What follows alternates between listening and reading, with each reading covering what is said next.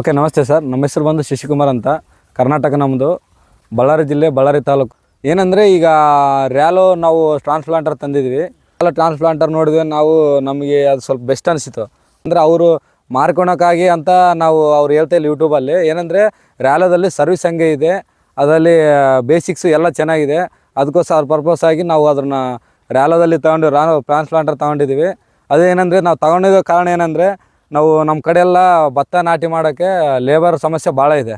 Labour ಸಮಸ್ಯೆ ಅಂದರೆ ಇವಾಗ ಸುತ್ತಮುತ್ತ ಹಳ್ಳಿಗಳಿಗೆ ಹೋಗಿ ಕರ್ಕೊಬರ್ಬೇಕು ಲೇಬರ್. ಅದೇ ಈಗ ಸಮಸ್ಯೆ ಇಲ್ಲಾರ್ದಂಗೆ ಮುಂದೆ ಹೋಗ್ಬೇಕಂತೇಳಿ ಈಗ ನಾವು ರೈಸ್ ಪ್ಲಾಂಟರ್ ತೊಗೊಂಡಿದ್ವಿ. ಅದೇ ರೈಸ್ ಪ್ಲಾಂಟರು ಪರ್ ಡೇಗೆ ಬಂದು 3-4 ಎಕರೆ ಇಡ್ತೀವಿ ಸರ್.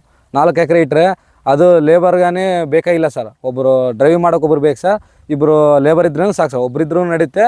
ಸಿಂಗಲ್ 3 ಎಕರೆ ಇಡ್ಬೇಕಂದ್ರೆ ಸ್ವಲ್ಪ ಭಾಳ 3-4 ಎಕರೆ ಇಡ್ಬೇಕಂದ್ರೆ ಒಂದಿಬ್ಬರು ಹೆಚ್ಚಿಗೆ, ಒಂದು ಲೇಬರ್ ಹೆಚ್ಚಿಗೆ ಬೇಕಾಗುತ್ತೆ ಸರ್.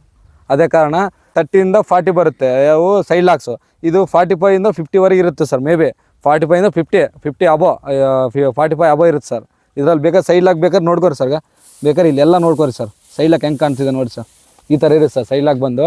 ಇದು ಇಳುವರಿ ಸರ್. ಲೇಬರು ನಾಟಿ ಮಾಡೋದಕ್ಕಿಂತ ಇದು ಒಂದು 3-4 ಚೀಲ ಹೆಚ್ಚಿಗೆ ಆಗುತ್ತೆ ಸರ್. ಇದು ಅದು 50 ಬಂದು 53 ಹಂಗೆ ಬರುತ್ತೆ ಸರ್. ಅದು 45 ಬಂದು 50 ಬರುತ್ತೆ ಸರ್. ಈ ಥರ ಇದೆ. ಅದೇ ಇಲ್ಲಿ ನಮ್ಮ ಮಾಮರು ಇಟ್ಟಿದ್ದಾರೆ ಸರ್. ಅವರು ಲೇಬರ್ ಸಮಸ್ಯೆ ಹೆಂಗಿದೆ ನೋಡಿ ಸರ್. ಎಷ್ಟು ಬಂದಿದೆ ಇದು ನೋಡಿ. ಇಷ್ಟೇ ಇರೋದು. ಇದೆಷ್ಟು ಬಂದಿದೆ, ಇಷ್ಟೇ ಇರೋದು ಸರ್. ಇದು ನೋಡಿ, ಇದು ಎಷ್ಟು ದಪ್ಪ ಕಾಣ್ತಾ ಇದೆ ನಿಮಗೆ. ಇದು ನೋಡಿ ಸರ್. ಈ ಥರ 40-45 ಇದೆ. ಇವು 30-35 ಅಂದರೆ ಮೇ ಬಿ ಓವರ್ ಆಯ್ತು ಸರ್. ಈ ಥರ ಇದೆ. ಅದರಲ್ಲಿ ಬೇರೆ ವಿಷಯ ಏನಲ್ಲ.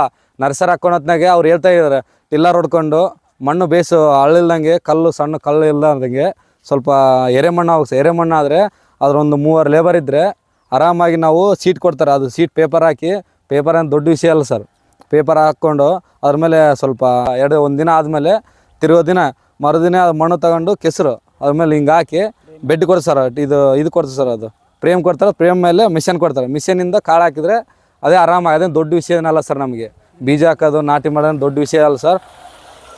ಇದು ಮೇ ಬಿ ಏನಂದರೆ ಇದು 20ಇಂದ 25 ಡೇಸ್ ಒಳಗೆ ನಾಟಿ ಮಾಡ್ಬೋದು. ಅದೇ ನಾವು ಲೇಬರ್ ಕಾಳು ಹಾಕಿ ಬಿತ್ತನೆ ಮಾಡೋದು, ಅದು 45 ದಿನ ಬೇಕು ಸರ್. ಇದು ಬರೀ 25 ಡೇಸ್ ಒಳಗೆ ನಾವು ರೈಸ್ ಪ್ಲಾಂಟ್ ಮಾಡ್ಬೋದು ಸರ್. ಅಂತೇಳಿ ಸರ್.